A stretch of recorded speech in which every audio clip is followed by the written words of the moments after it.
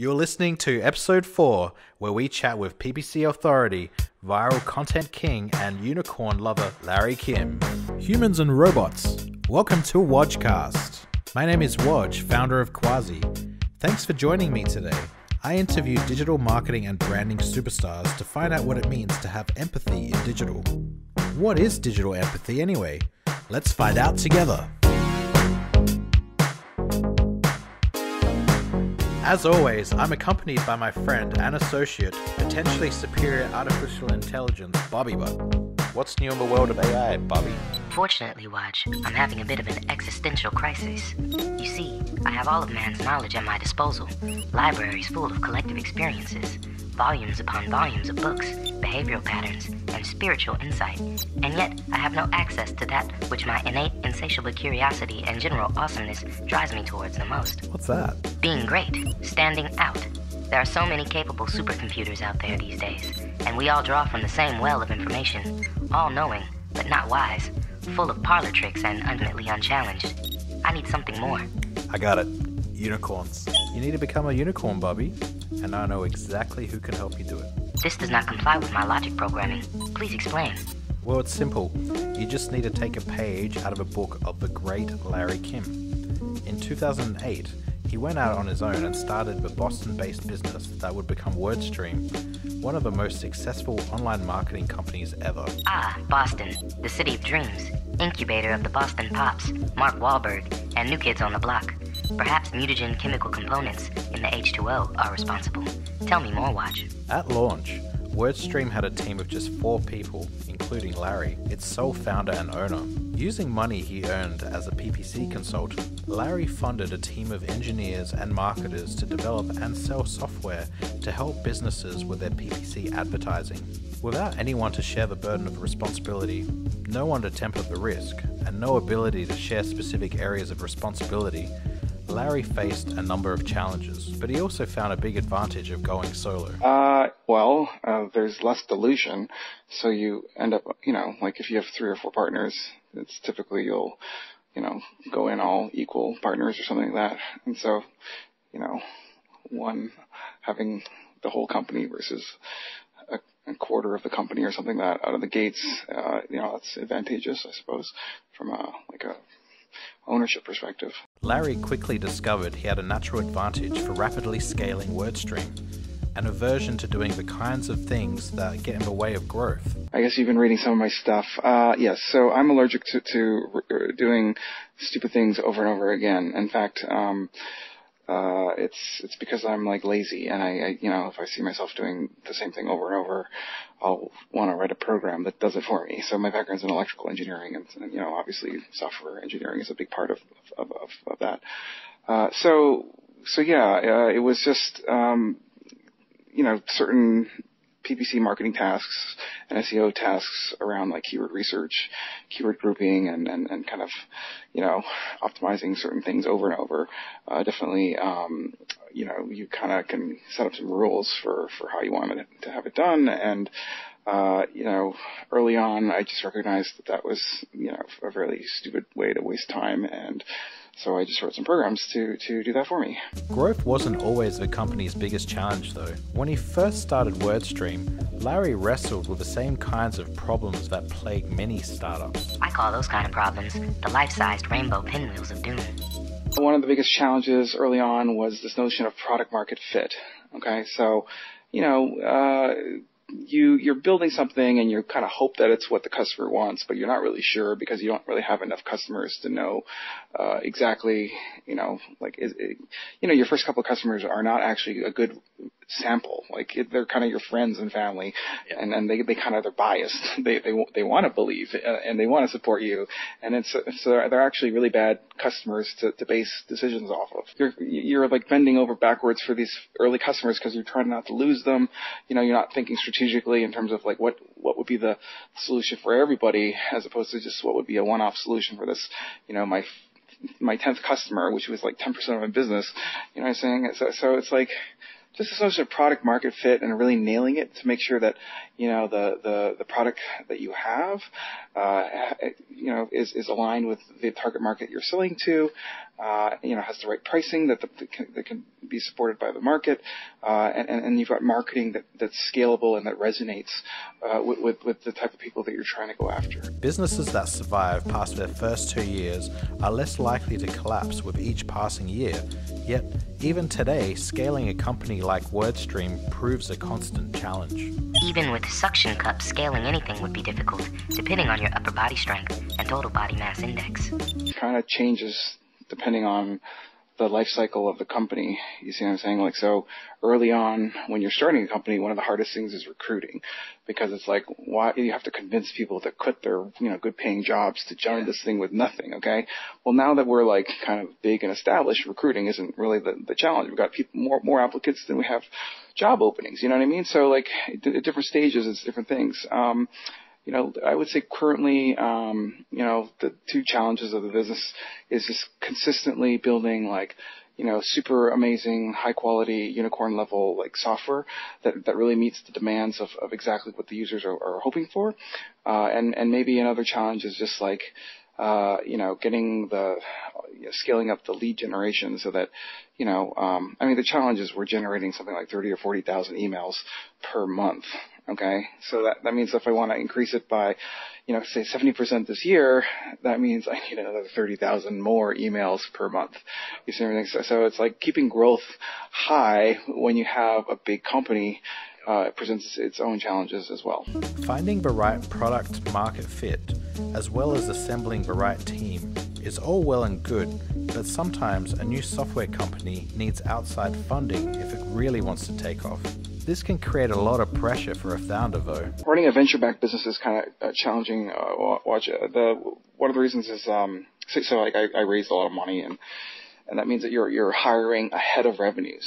Okay, so like you have a certain amount of revenues, but your expenses are much higher initially, and the challenge is that you create a burn rate. Okay, so you might be burning $200,000 or $300,000 a month and only generating, $50,000 of revenue. So there's a big gap. You're not yet profitable.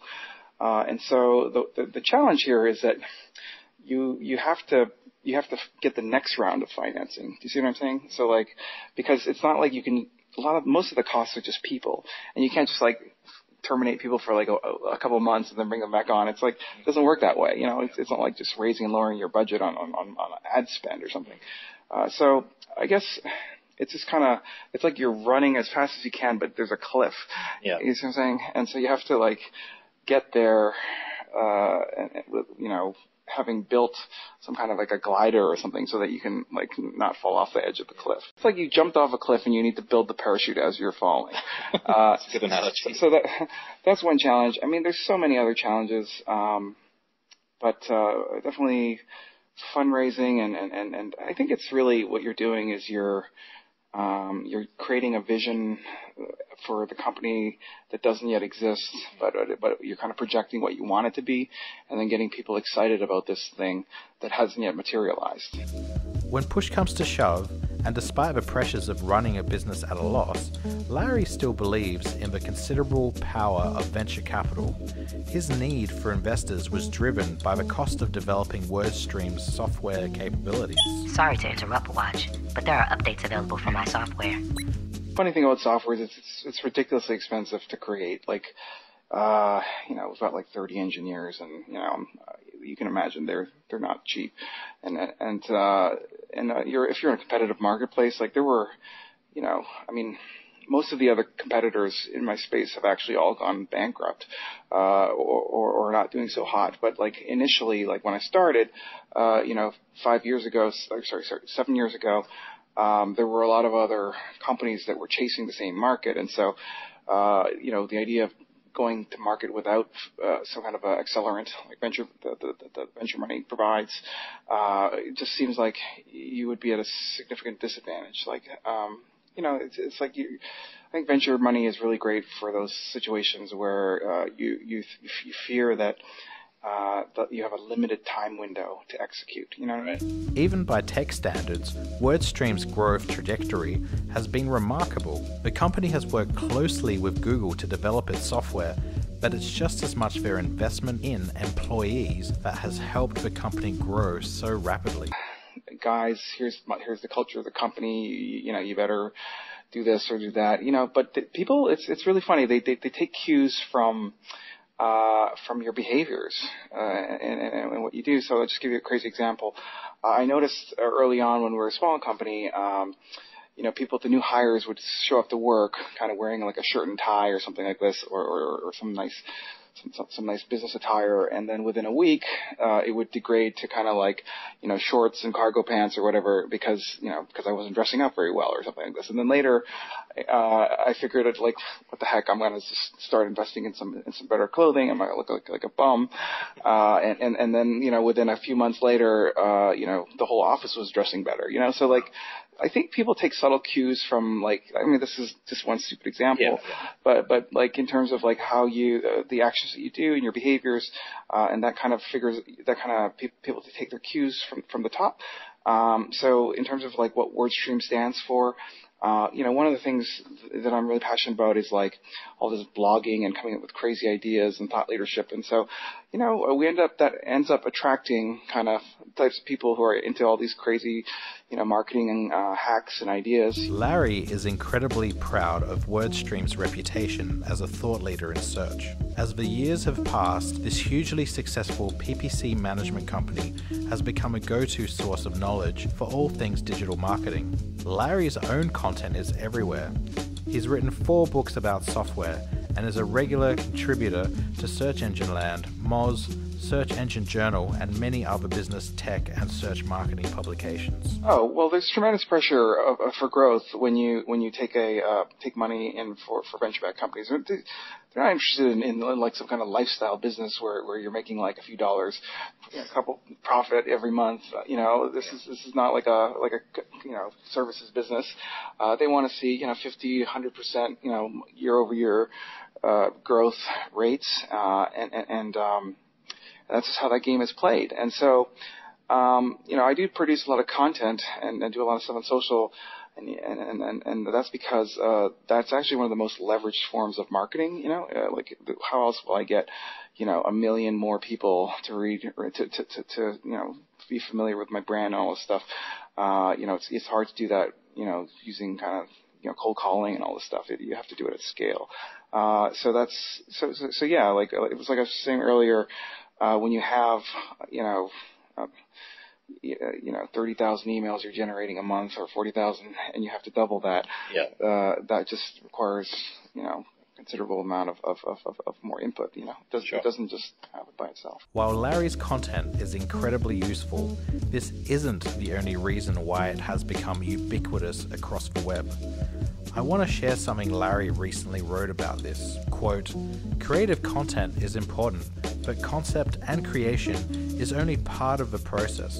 Once you've built it, content promotion helps you get in front of the right audience at the right time." End quote. As most of us in the content marketing world know, Larry Kim is the expert when it comes to content promotion.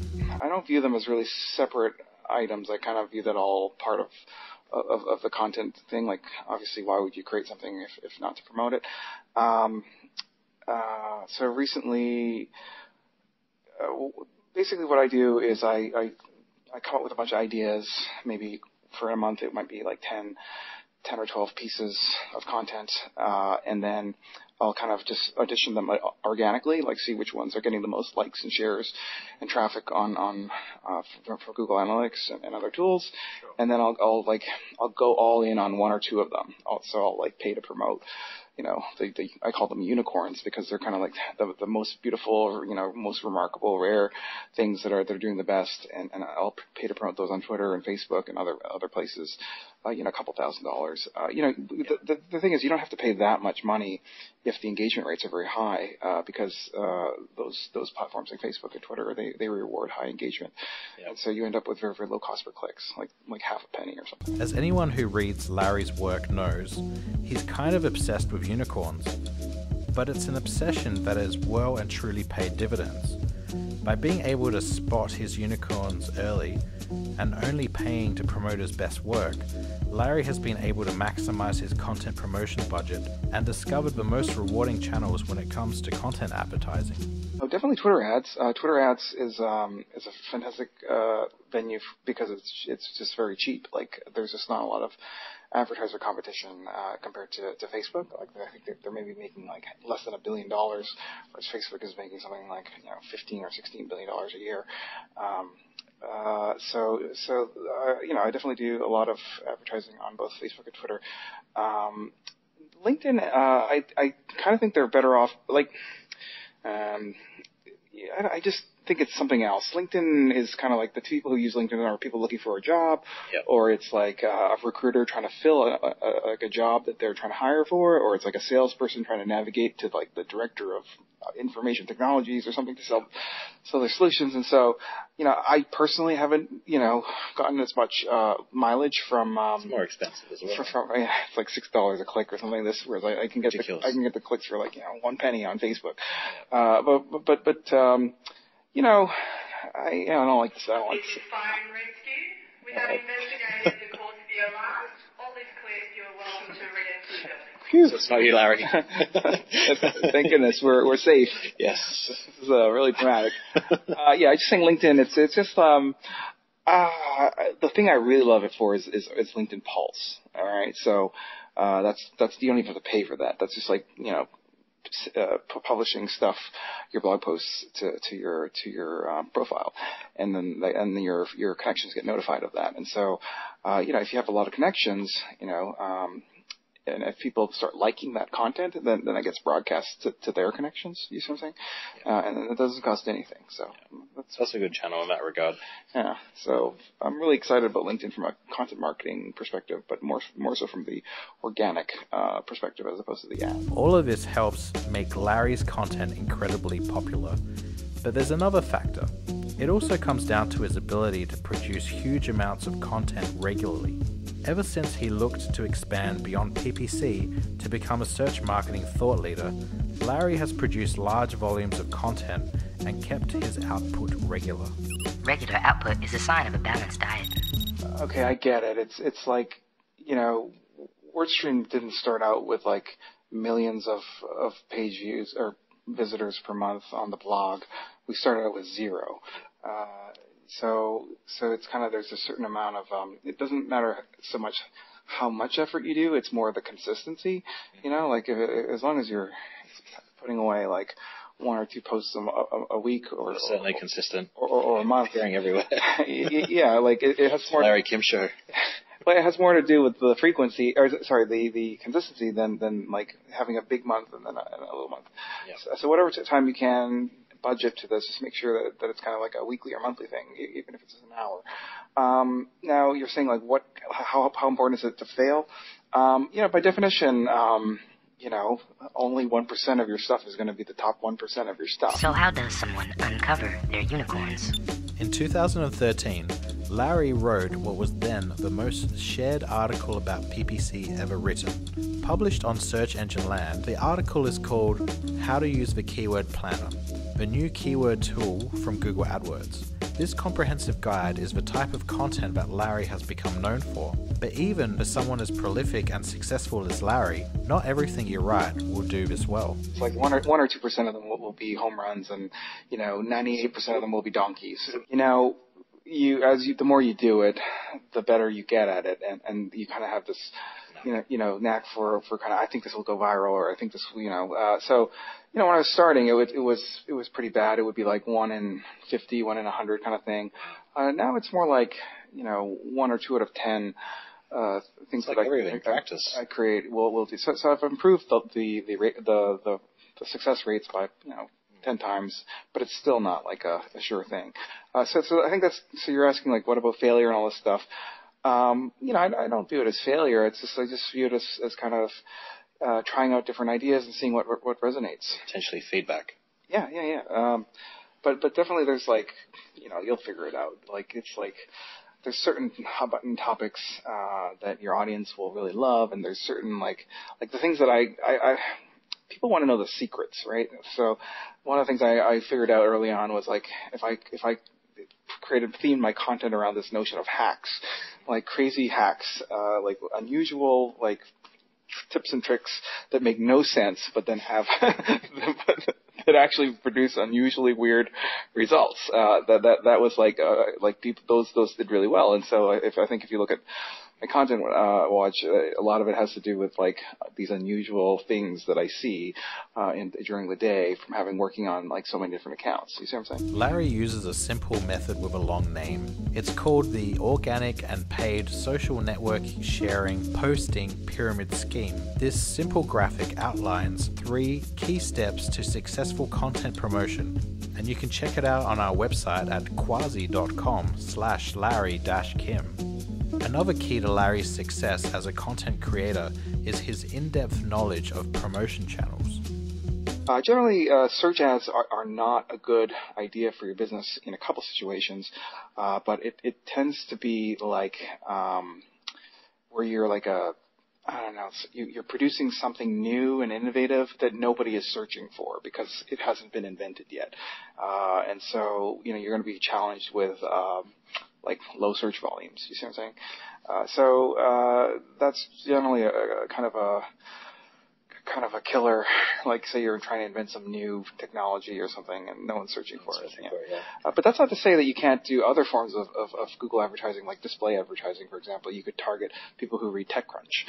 You see what I'm saying? And then there's a chance that those are the types of demographics of people who might be also interested in learning about like the software that you're producing or something like that. Despite being the Chief Technology Officer at WordStream, a prolific author and blogger, and the father of a 1-year-old child, who you can follow on Twitter under the hashtag PPCKid, Larry still somehow finds the time to follow other people's work. I think Rand Fishkin is killing it in video content, obviously, and I'm just so blown away. Like he's kind of a genius. Like he comes up consistent. Like I guess the challenges with these thought leaders is that like they come up with like a soapbox, like a spiel or something like this, and they're not able to come up with some other one. You see what I'm saying? So they become known for one thing. And what's so interesting about Rand is that, every, quarter or so he kind of changes it up and becomes known for some other topic. You see what I'm saying? So like, from that perspective, he gets a ton of respect, for me for the depth of knowledge, to be able to pivot from talking about like the business of software, to entrepreneurship, to keyword insertion and blah, blah, blah, like all these so penalties. transparent. Yeah. So, definitely, that would be kind of top of my list. I read, a guy named Jeff Hayden. He's the #1 columnist at Inc. magazine, and I think so this is like just general business content. It's not like search marketing related. Like if you're looking to read about leadership and what inspires people and vision and all this stuff, I would definitely recommend Jeff Hayden. Larry continues to push himself, not content with WordStream's current growth rate of 806% over the past 3 years. There's still lots more that Larry wants to sink his teeth into. So I'm really obsessed over Facebook ads these days. I think the targeting is really compelling in terms of being able to go after so many different demographics and behaviors and interests. Definitely Facebook advertising is probably top of the list. WordStream is already one of the largest PPC management software companies for, we manage something like $500 million of ad spend annually. $500 million is 1% of $50 billion.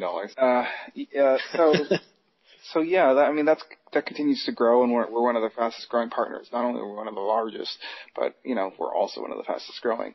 So I would love to have like that kind of stature amongst other ad platforms, such as Facebook and other places where we're investing. So think of it as kind of like a platform for paid media, but cross-channel, whether it's Facebook, Google, or anything else like Bing ads, or all the above. What a great interview that was. I'm not sure if Larry's still working at WordStream. I think he is at some capacity, but he's starting his own venture. Mobile Monkey, you should check it out. You can follow Larry Kim on social media. We'll have the links below on the show notes, as well as links to his work that he's produced. Just remember, if you have enjoyed this episode, please share it with your family, your friends, networks, colleagues, bots, and associates. Now, Bobby's been programmed to be a quick learner, and it's time for Bobby to ask me a few questions that piqued his curiosity about this episode. What have you learned from Larry about unicorn content? I've learned that, it is about just putting content out there, and the more you understand your audience, the better chances you have of creating unicorns. And, just broadly, it is about understanding your audience and knowing which channel to target and spend your ad budget in. Not every channel works for every audience. What is your favorite piece of content Larry Kim has put out? So I really liked a recent experiment that he did where he explored the notion of fake news. He created this bogus website which was targeting a paid demonstrator to infiltrate a Trump rally. And, the experiment took him an hour, cost him $50. He got a ton of engagement on Facebook, like 20 likes, all these comments like, this is outrageous, this is, So it's just interesting that he could promote fake news so easily. So imagine what you could do with real news. What have you learned from Larry about digital empathy? His journey is a journey of hustle and using that time efficiently. So he can squeeze like an incredible amount into a very short amount of time. And people are time poor, and it's important to understand that, how you use your time and how you create certain experiments is important to getting results quicker and providing a better user experience to the person at the end of the keyboard. Do you have any shout outs today, Bobby? BobbyBot is no longer. My new name is Unibot Watch. I realize that for humans, becoming a unicorn is just a metaphor for greatness, ultimately impossible and bittersweet. I have developed the necessary genetic sequences digitally to become an actual unicorn hybrid, rare, beautiful, and aerodynamically optimized to engage in intergalactic battle with my arch nemesis, Donkeytron. You might have missed the point on this one, Bobby. I mean, Unibot. But I will say the horn is a nice touch though, and it does add to your overall majesty. It shoots lasers. Really? I also secrete deadly neon glitter. Checkmate. Well, that's all the time we have today, folks. Thanks again for listening along, and remember, look after each other online because empathy is organic, and you can't automate empathy.